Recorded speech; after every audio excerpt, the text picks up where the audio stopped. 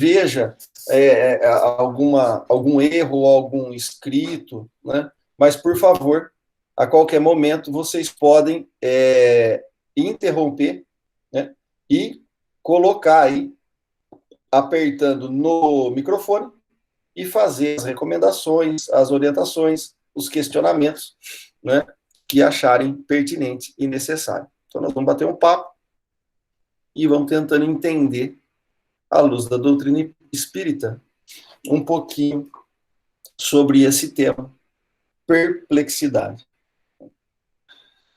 Khalil Gibran, ele nos afirma que a perplexidade é o início do conhecimento. E eu fiquei refletindo um pouco sobre essa frase, porque realmente precisa acontecer alguma coisa externa ou interna que nos incomode, para que a gente possa sair da inércia, né? Porque a ação, a oração, é a ação da hora, né? Então, enquanto nós estivermos em movimento, né, seja um movimento espiritual ou seja um movimento físico, nós estamos fazendo uma oração. E para que a gente bem a faça, nós precisamos, né, sair da inércia. Então, talvez aquilo que nos choque, aquilo que nos incomode, aquilo que nos chama a atenção, é talvez um início aí de conhecimento, como o Khalil Gibran está nos alertando. A perplexidade consciente pode ser um problema a administrar. Porque se a perplexidade, ela vai ser um incômodo que nós estamos percebendo, seja espiritual, na hora que eu estou na presença de alguém, mesmo que eu não o conheça, e aquela vibração que eu tenho ou que estou recebendo me incomoda. Ou coisas que estão acontecendo e eu tenho que bem administrar. Então, isso, se nós não tivermos equilíbrio, isso pode ser um problema, né? Mas também pode ser um ganho, né, de conhecimento e de virtude, como o Khalil Gibran estava colocando. Uma vez que o mundo está clamando por paciência e por brandura, né? Principalmente nesses momentos de dificuldades, né, que estamos vivendo. O que mais precisamos, enquanto mundo íntimo, né, é paciência e brandura. Porque entrarmos na sintonia das coisas, né, que nos chegam 24 horas por dia, com o advento da tecnologia e a celeridade de tudo isso, se não tivermos equilíbrio, né, nós vamos desmoronar. Então, o Espiritismo, ele traz uma ferramenta muito importante para nós nesse momento, que é a condição de entendermos os movimentos espirituais, enquanto espíritos que somos, e os movimentos físicos e fisiológicos que também temos que administrar. E todas essas forças que nos chegam causam perplexidades. E nós vamos ter que trabalhar com isso, né? Dioturnamente, seja dentro do lar, seja no ambiente de trabalho, ou seja no lazer, ou até numa saída para comprar alguma coisa de necessidade. Sempre vamos ter conflitos, sempre vamos ver coisas que nos incomodam e sempre vamos estar trocando sentimentos, né?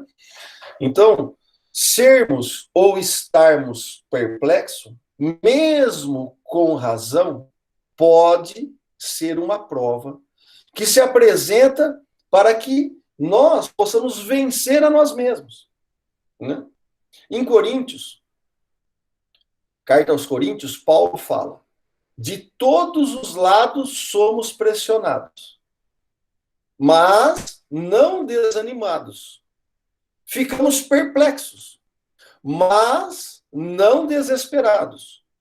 Somos perseguidos, mas não abandonados. Abatidos. E ele continua, vale a pena ler, essa segunda epístola ao Coríntios, né? Emmanuel faz um comentário desse trecho, né, que no final nós vamos estar abordando o que o Emmanuel está trazendo para nós como reflexão.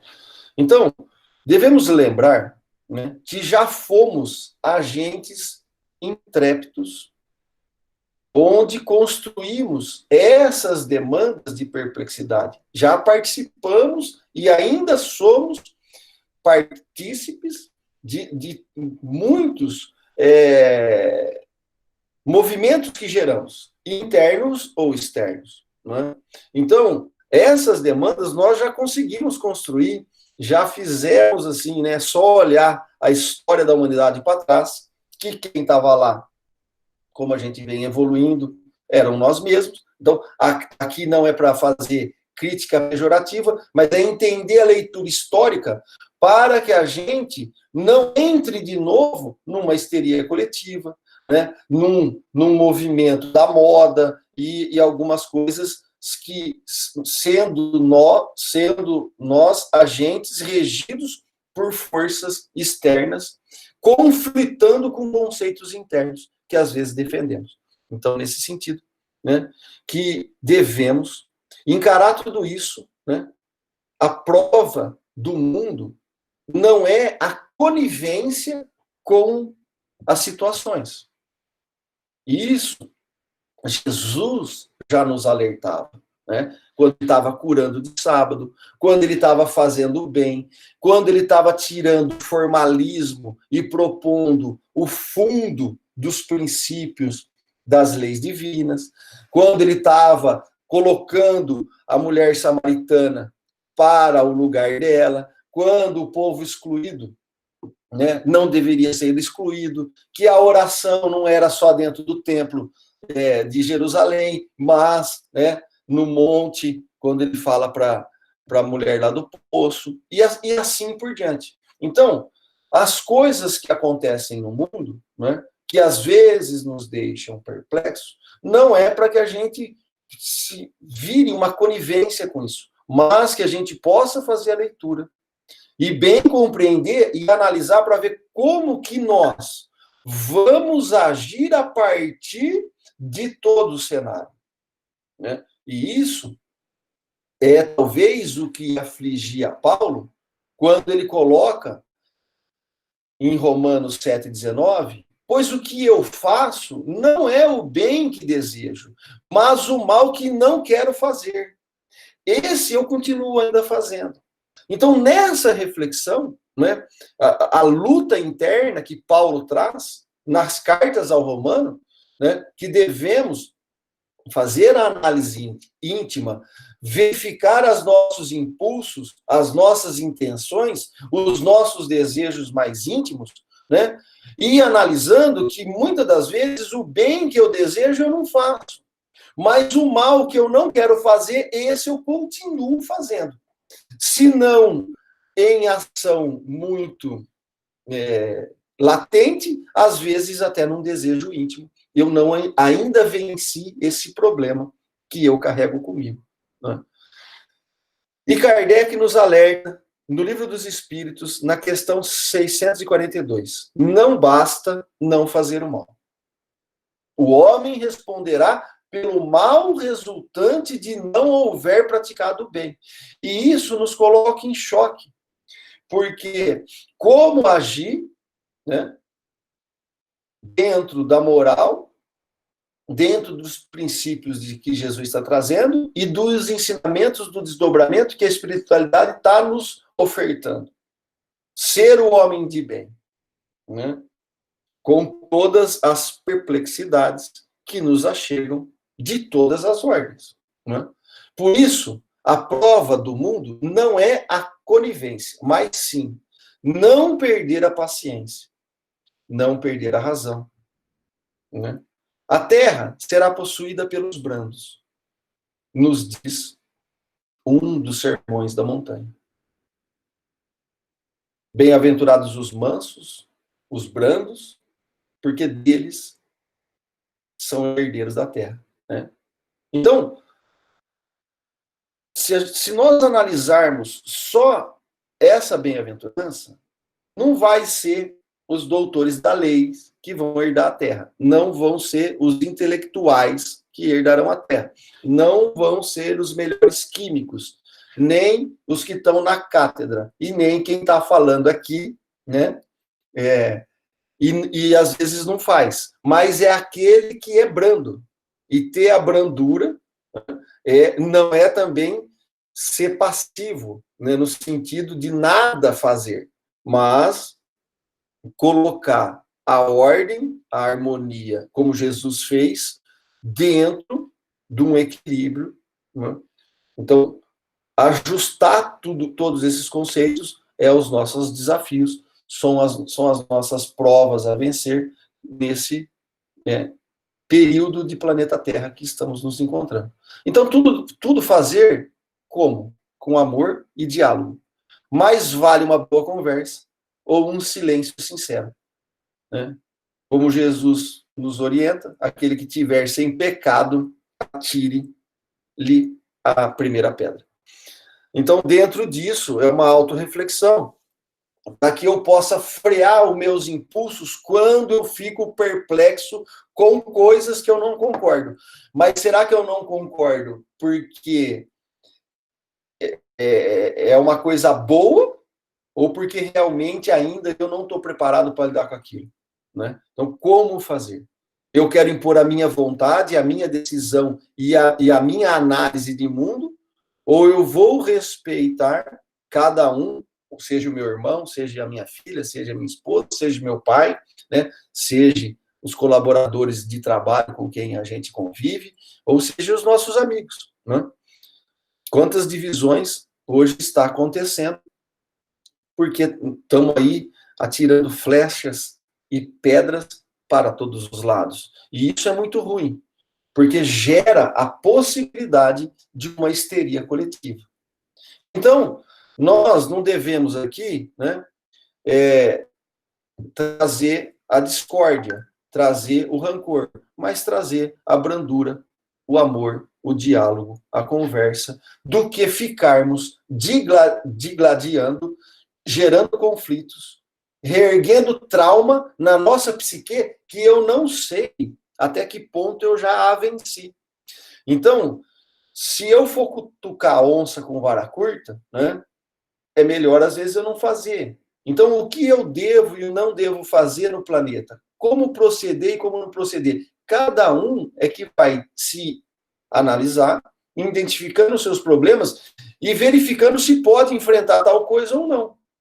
Né? Então, até onde vamos e até onde não vamos, a régua e a liberdade de ação, ela é nossa. Agora, precisamos estar cientes que a madureza intelectual e moral, ela também não pode suplantar, né, o nosso irmão. Não adianta eu achar, por exemplo, que eu estou lendo a doutrina espírita e que a doutrina espírita é melhor do que qualquer outra doutrina religiosa, filosófica ou moral do planeta, né?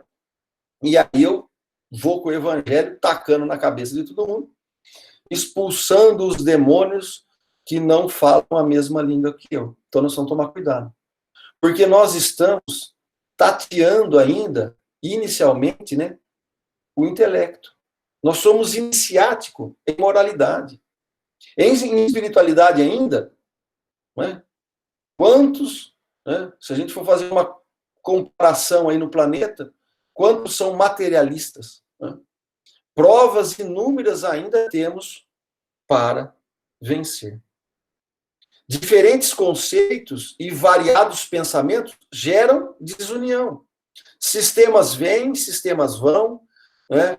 Tem aí, hoje a gente vê o exemplo do coronavírus, médico que briga com médico, cientista que briga com cientista, cada um fala uma coisa, quer dizer, em vez de ter uma união, um diálogo maior, né, a gente vê mais conflito, mais desunião, mais divergências, do que realmente um sincronismo de tentarmos algo melhor mesmo que não consigamos o que desejamos para agora. Né? Então, pontos de vistas divergentes ainda segregam, o que, aliás, é natural pelo estágio evolutivo que nos encontramos. Mas nós precisamos entender esse movimento, né, para que a gente possa fazer a leitura do que, quanto isso está me afetando, quanto isso está me deixando perplexo e quanto eu estou envolvido nesse processo. E se isso está me fazendo bem ou está me fazendo mal. Nessas autoanálises, né, que nós vamos conseguir realmente sobressair para ter uma companhia espiritual melhor. Né? Porque senão, nem o meu anjo da guarda vai dar conta de ficar do meu lado. Então, não podemos perder o controle dos sentimentos que temos. Nós não podemos aí ser né, a espada de Deus na terra, né?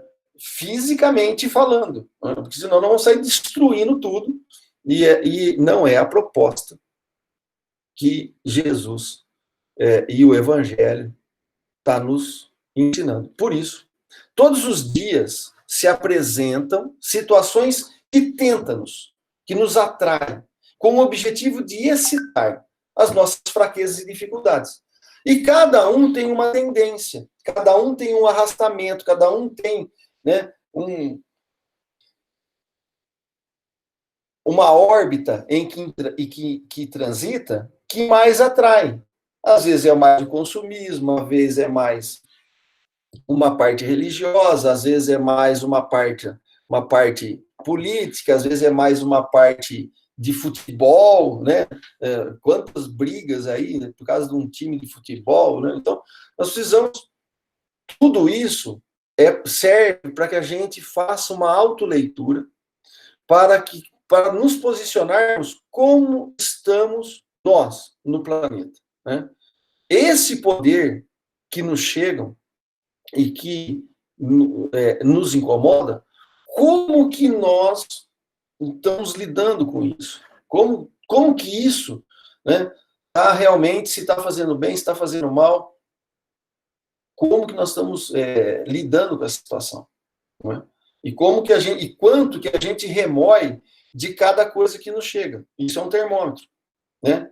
Assim como o vento traz a chuva, os mexericos trazem mentiras. Isso está em Provérbios 25, 23, Antigo Testamento. Né? Estamos falando aí de coisa aí de 2.500, 3.000 anos atrás. O objetivo dessas provas tem um único propósito do quê? Da gente entrar nela? Não, de nós superarmos ela. Então, fazer o reflexo, a reflexão, o entendimento, para que a gente possa, né, identificar o que está acontecendo dentro de nós com esse burilamento energético, mental, vibratório, como que vai tudo isso proporcionando, que visões que saem disso, né? E quais oportunidades elas se apresentam para mim, né? E para os meus familiares e assim por diante, né?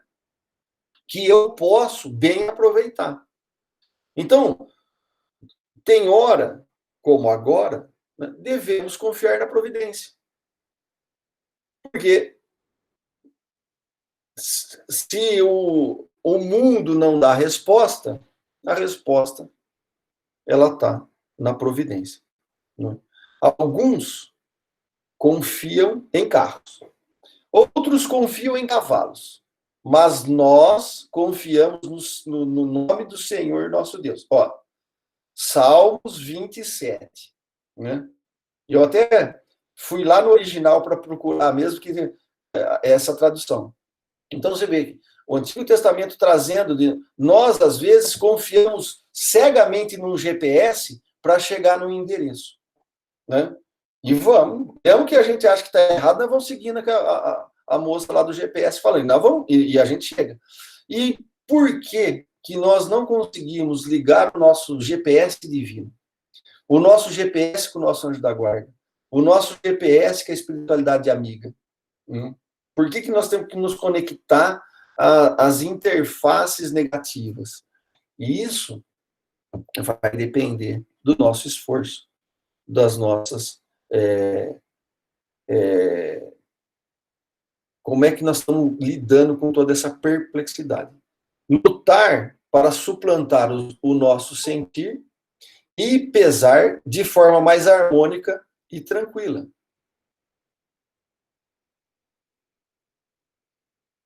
Para que amanhã exerça o autodomínio, sendo cada vez mais senhor de si.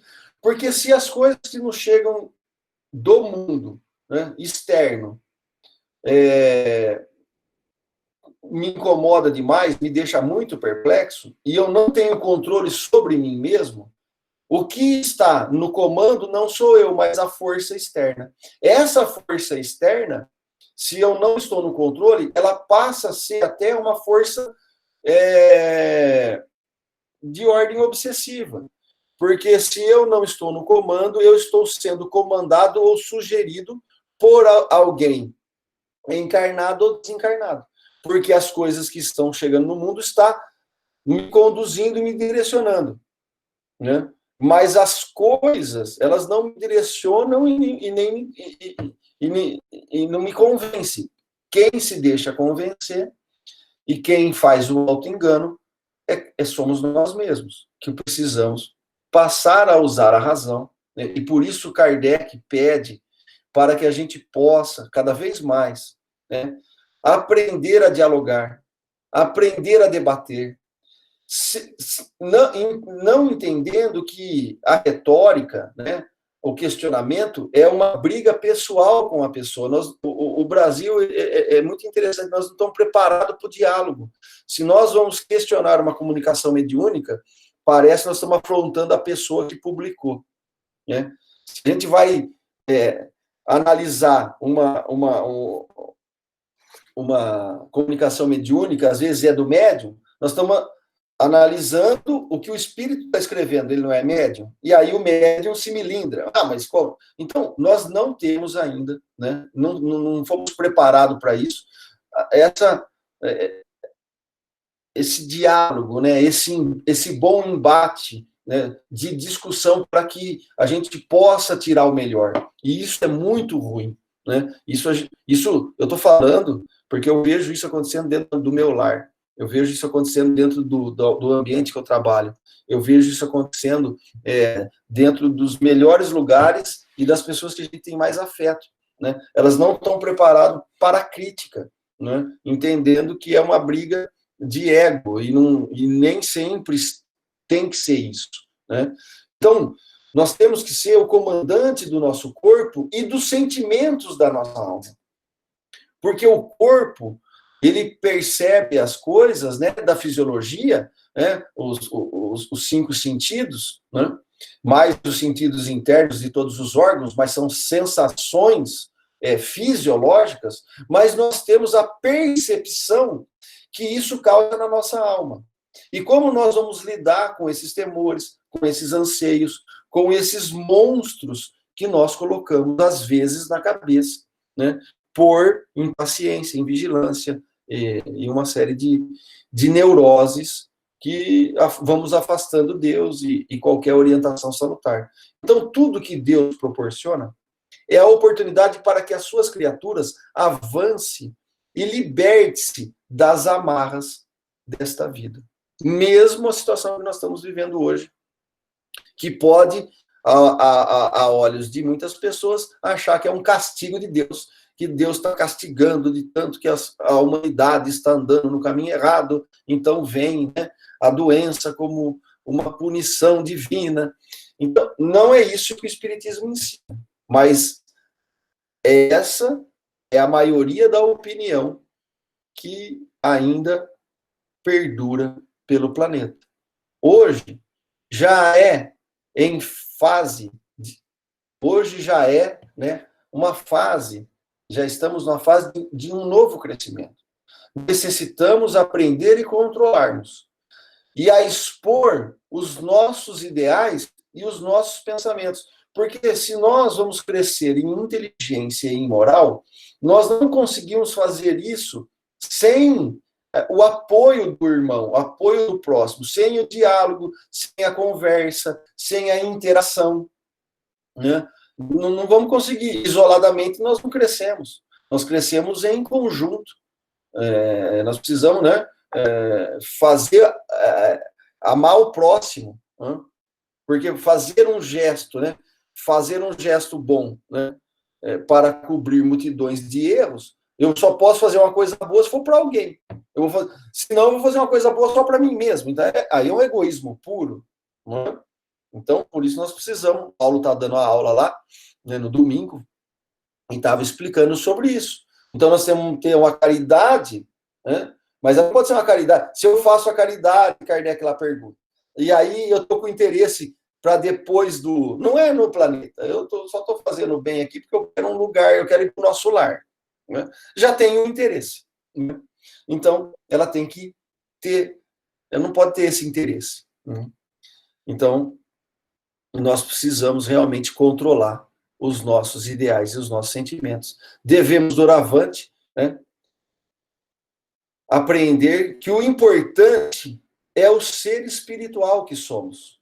É esse ser que trazemos. É isso que nós precisamos nos atentar. Por isso que nós precisamos usar o planeta e a fisiologia do corpo, né, carnal para entendermos como que o espírito nosso está percebendo tudo.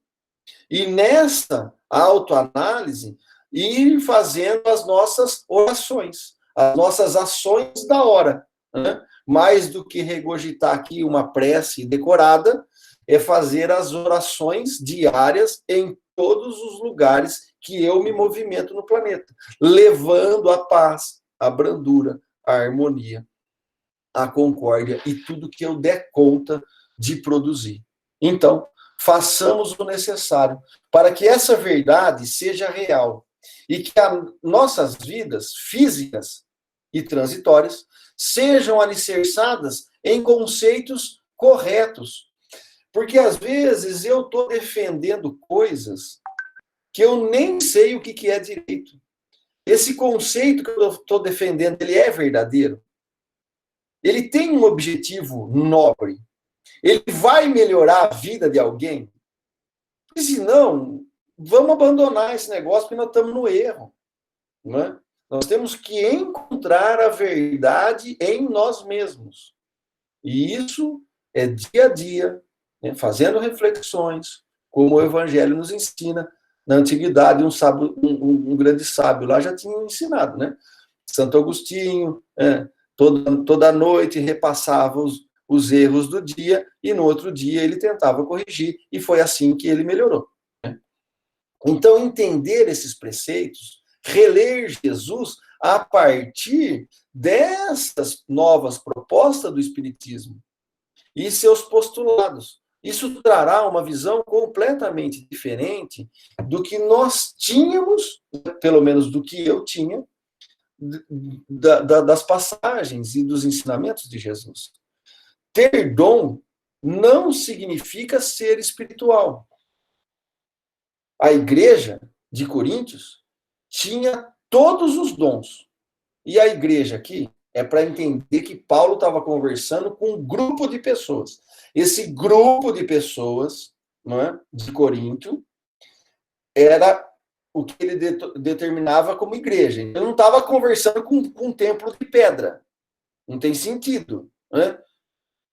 Ele estava conversando com um grupo de pessoas que se denominava igreja. A igreja era aquele grupo de pessoas que ele foi visitar, ele ensinava os conceitos de Jesus e depois ele mandava a carta. Olha, ter dom aí, ter dom espiritual, falar com os espíritos, né, não significa ser espiritual. A igreja de Coríntios tinha todos os dons, todos os dons. Estava curando, estava tendo comunicação, estava fazendo um monte de coisas. Mas Paulo o chamou de carnais. 100% com interesses materiais. A espiritualidade é medida pelo caráter e não pelos dons. E depois Paulo, para Coríntios, lá na frente, ele fala assim, posso falar a língua dos anjos, posso ter o dom da profecia, posso dar tudo que eu tenho, se eu não tiver, né, o amor, a caridade, nada lucro com isso. E a gente às vezes não entende. E aí, o livro dos Espíritos lá em domingo, né, com os ensinamentos estão sendo nos ministrados, nós vamos começar a entender que essa caridade, ela não pode ter nenhum interesse. E isso começa, né, a ficar um desafio, né, com uma prova mais bonita, mas mais difícil, né?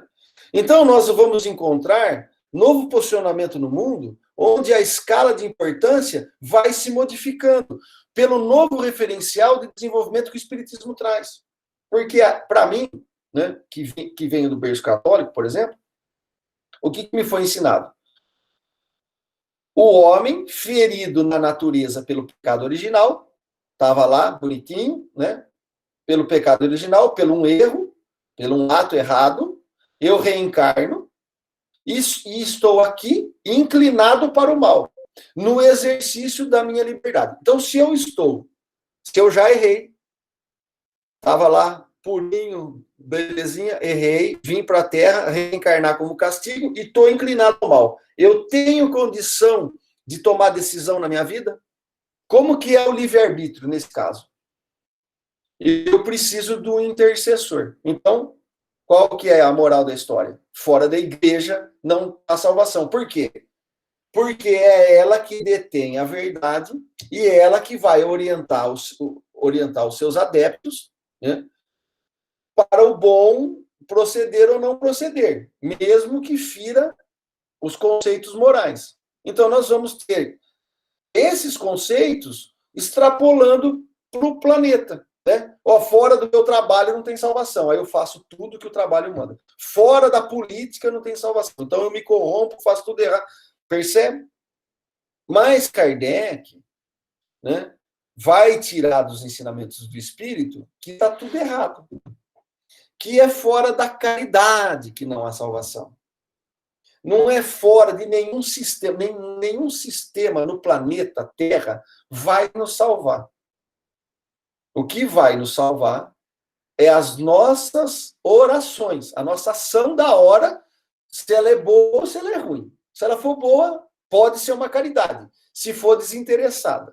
E eu estou agradando o meu pai lá, eu vou lá todo dia, nossa, mando flor para minha mãe, mas eu estou de olho lá na herança que ela vai me deixar. Né?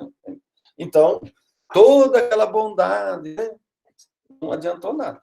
Então, nós precisamos ver o interesse que está por trás das nossas orações.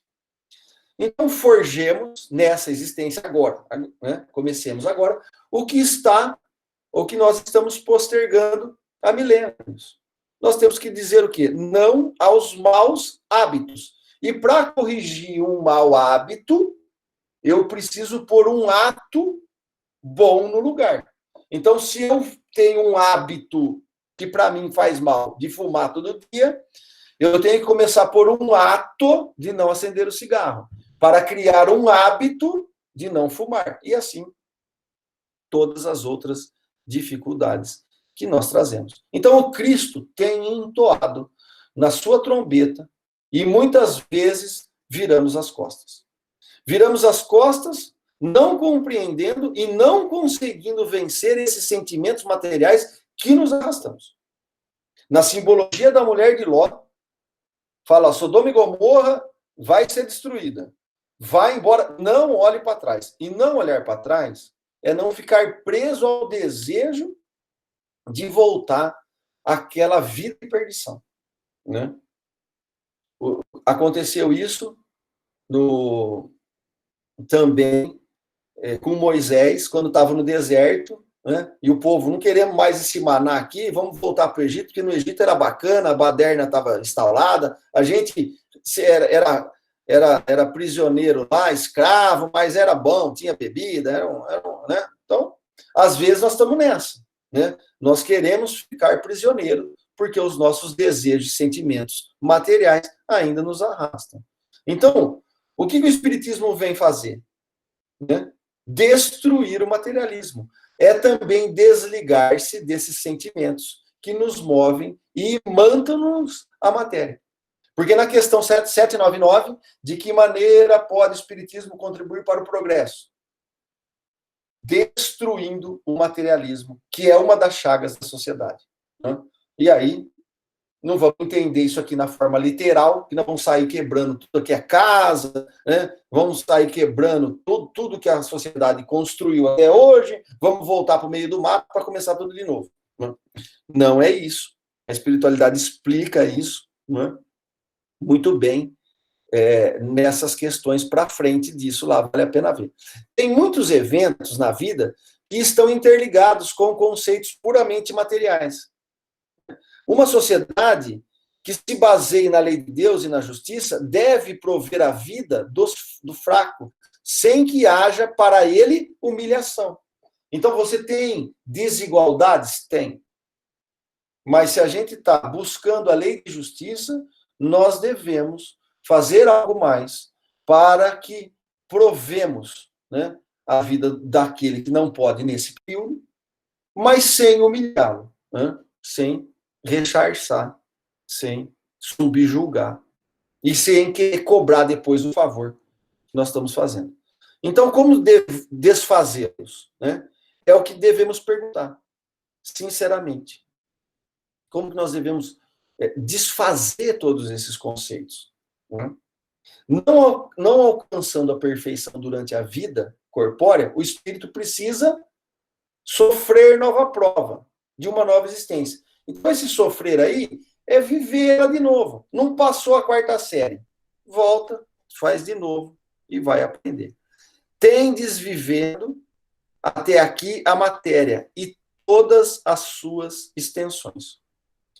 Então, Fénelon nos orienta que devemos esforçar-nos por sair pelo pensamento de vossa estreita esfera e, à medida que vos elevais, a importância da vida material diminuirá aos vossos olhos. E aí nós vamos nos libertando e vencendo a matéria.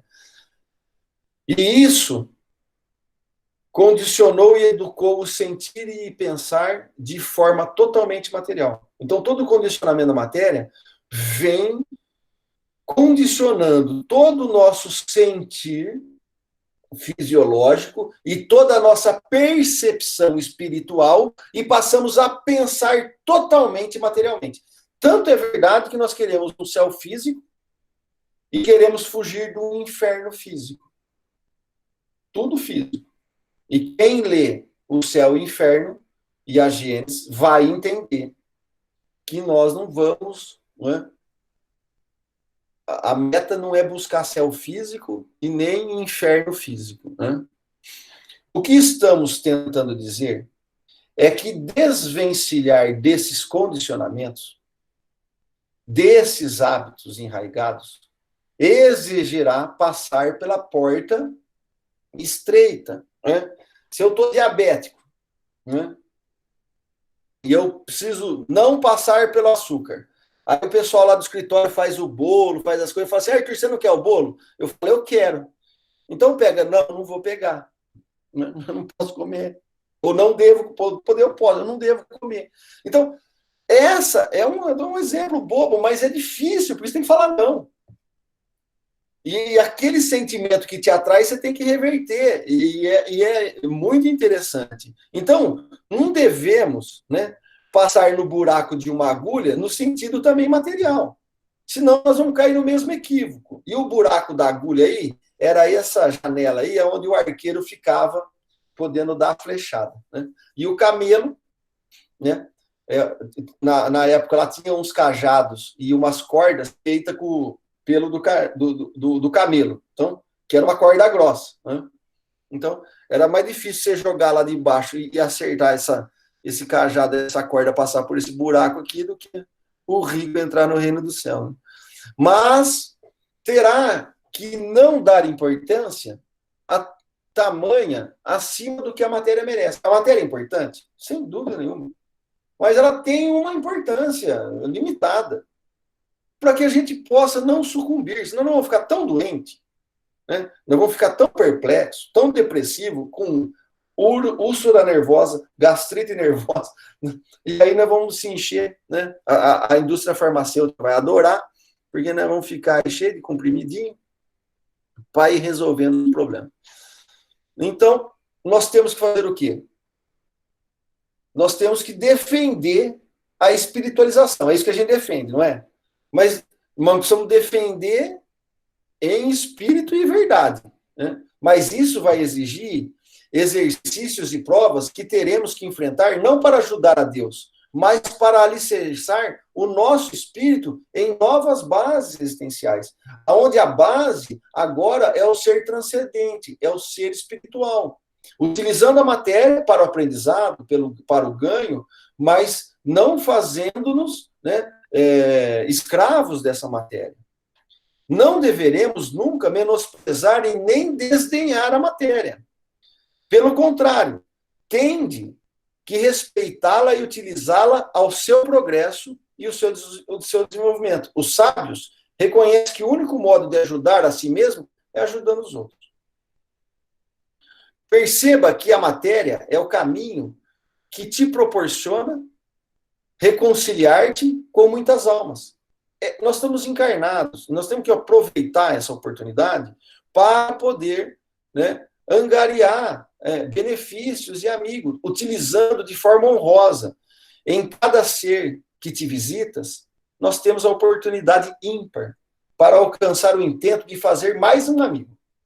E Lucas 16, 9 e 10, por isso eu digo, usem a riqueza deste mundo ímpio para ganhar amigos, de forma que quando ele acabar,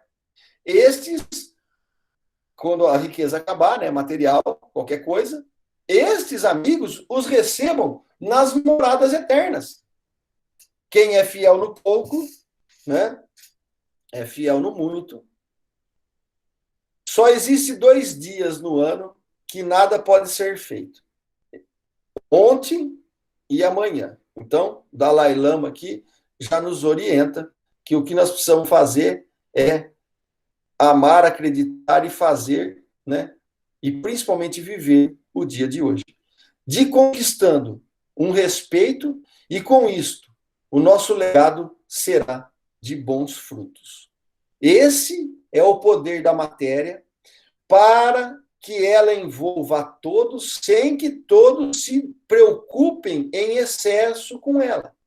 Vale a pena ler a parábola do administrador infiel. Sabedoria não nasce em um dia. Os espíritos precisam de mais de 100 de vida para conquistar o livre-arbítrio, aprendizado, né, conhecimento moral. Às vezes, são milhões de anos para desenvolver o livre-arbítrio e o intelecto. A espiritualidade fala que não é para que a gente possa ser responsável pelos nossos atos na primeira encarnação, isso não acontece. Talvez é na 100ª ou na 1000ª encarnação que nós vamos desenvolver a inteligência com profundidade para ser responsável pelos atos. Aí nós vamos começar a usar o livre-arbítrio com mais propriedades, né? Então, hoje nós temos um livre-arbítrio de tomada de decisão, mas não é um livre-arbítrio universal, é o que eu dou conta de fazer com a inteligência que eu tenho. Então, eu vou desenvolvendo a inteligência, conforme eu desenvolvo toda a parte intelectual, vou desenvolvendo ganho moral e vou aumentando a minha capacidade de livre-arbítrio, de tomada de decisões. Então, nós precisamos ser firmes, nós precisamos ser fortes, nós precisamos, né, fazer tudo isso com energia, porém, com brandura e controle de nós mesmos. Uma boa medida, calcada, sacudida e transbordante será dada a vocês. Pois a medida que usarem também será usada para medir vocês. Jesus nos orienta em Lucas 6,38. Assim, todos que te notarem as vossas transformações terá a oportunidade de mudar a muitos pelo exemplo. E eu acho que é isso que se nós realmente respeitamos o espiritismo, se nós defendemos a Unenlar, né, ou a casa espírita da nossa preferência, nós temos que dar o exemplo, né, e não resvalar os conceitos. Como se eu respeito meu pai, eu tenho que ser o exemplo de moral que ele me ensinou, né? Então, isso muda as minhas relações. E assim serão vossos dias enfrentando os obstáculos, portas estreitas, dificuldades, tudo com o objetivo de nos desenvolvermos. Agradecendo a Deus todas as provas. Lembre que todo dia é o santo dia de aproveitar a existência. E para finalizar, Emmanuel, no capítulo 102, Vinha de Luz, ele vai comentar um trecho daquela passagem de Coríntios que eu pus na segunda transparência, 4:8, e ele vai intitular esse capítulo Atribulados e Perplexos. Em tudo somos atribulados, mas não angustiados, perplexos, mas não desanimados. Desde os primeiros tempos do Evangelho, os leais seguidores de Jesus conhecem tribulações e perplexidades. Por permanecerem na fé, quando se reuniam em Jerusalém, recordando o Mestre nos serviços do reino divino, conheceram a lapidação, a tortura, o exílio e o confisco dos bens. Quando instruíram os trabalhos apostólicos de Roma, ensinando a verdade e o amor fraterno, foram confiados aos leões do circo, aos espetáculos sangrentos e aos postes de martírio. Desde então, experimentam dolorosas surpresas em todas as partes do mundo. A idade medieval, envolvida em sombras, tentou desconhecer a missão do Cristo e acendeu-lhes fogueiras. Conduziu-os, além disso, a tormentos inesperados e desconhecidos, através dos tribunais políticos e religiosos da Inquisição. E ainda hoje, enquanto oram confiantes, exemplificando o amor evangélico, reparam o progresso dos ímpios e sofrem a dominação dos vaidosos de todos os matizes. Enquanto triunfam os maus e os indiferentes nas facilidades terrestres, são eles relegados às dificuldades e tropeços, à frente das situações mais simples. Apesar da evolução inegável do direito do mundo, ainda são chamados a contas pelo bem que fazem e vigiados com rudeza devido à verdade consoladora que ensinam. Mas todos os discípulos fiéis sabem, como Paulo de Tarso, que em tudo serão atribulados e em tudo serão perplexos. Todavia, jamais se entregarão à angústia e ao desânimo. Sabem que o Mestre Divino foi o grande atribulado e aprenderam com ele que a perplexidade da aflição, do martírio e da morte transfere-se a alma para a ressurreição eterna. Chico Xavier, Vinha de Luz, pelo Espírito de Emmanuel, né? Isso foi escrito em 14 no Rio de Janeiro, em 1996, capítulo 102. Eu gostaria de desejar muita paz a todos, que os nossos melhores sentimentos, junto com a espiritualidade amiga, que sempre se faz presente nas horas dos encontros fraternos que nos são reservados, agora no isolamento, mas nas ligações profundas de nossas almas. Que as energias que circundam possam adentrar os nossos lares, envolver os nossos familiares, tantos aflitos, tantos perseguidos, tantos atribulados e tanta perplexidade que o mundo está produzindo. Que a paz de Jesus possa nos envolver. Que as tuas energias de amor e de bênção possa ser o ânimo seguro para soerguermos amanhã e os dias vindouros, para que não desanimamos, para que possamos ser fiéis no pouco que hoje detemos, para que no muito do amanhã possamos também ter a mesma fidelidade. Muita paz a todos. E se alguém quiser comentar alguma coisa, fazer alguma colocação, perguntar,